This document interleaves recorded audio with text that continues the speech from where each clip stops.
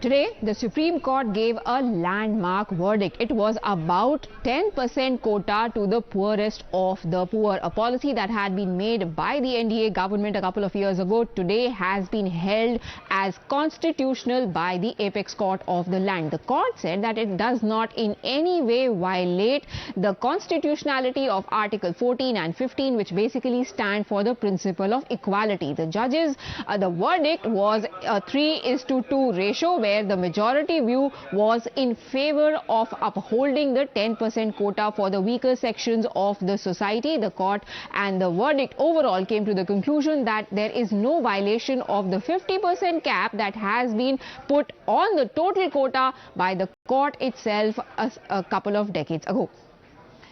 Now, let's tell our viewers what really did the majority view say. There were, remember, 3 judges that were in favor of upholding this quota, the 10% quota for the poor, and 2 were against, including the CJI UU Lalit. Now, this is what the judges who were in favor said. Justice Dinesh Maheshwari said that it does not violate the constitution when it comes to Article 14 or 15, because the classification of poor and deprived is a reasonable classification.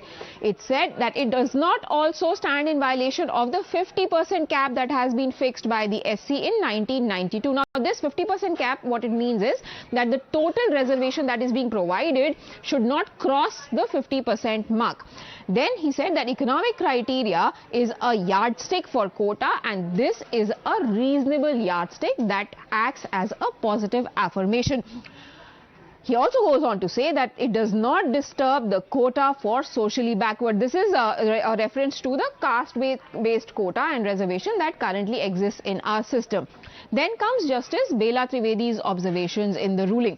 She said it is affirmative action by the parliament for those belonging to economically weaker sections of the society.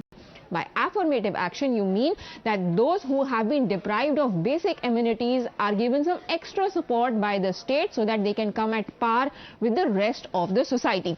She also said that this can't be called unreasonable classification, because this was the bedrock of the argument of several petitioners that had gone to court opposing this.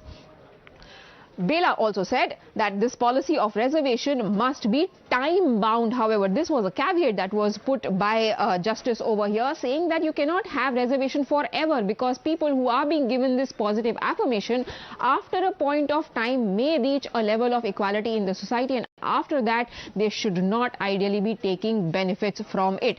Justice Pardiwala had this to say. He said quota is not an end but the means to an end. The end here being bringing the deprived and the downtrodden at the same level as the rest of the society, where they can live a dignified life.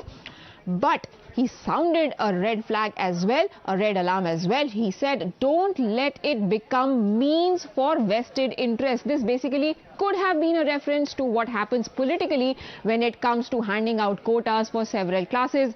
The most latest one being on the basis of caste. You can see in Gujarat elections that are coming up, there has been a lot of heartburn over quota for patidars in that case. Justice Pardiwala also said that after 75 years, revisit quota in society's interest. Our constitution, when it was formed, did not have reservation forever. There was a time limit which eventually and probably unfortunately kept getting extended year after year.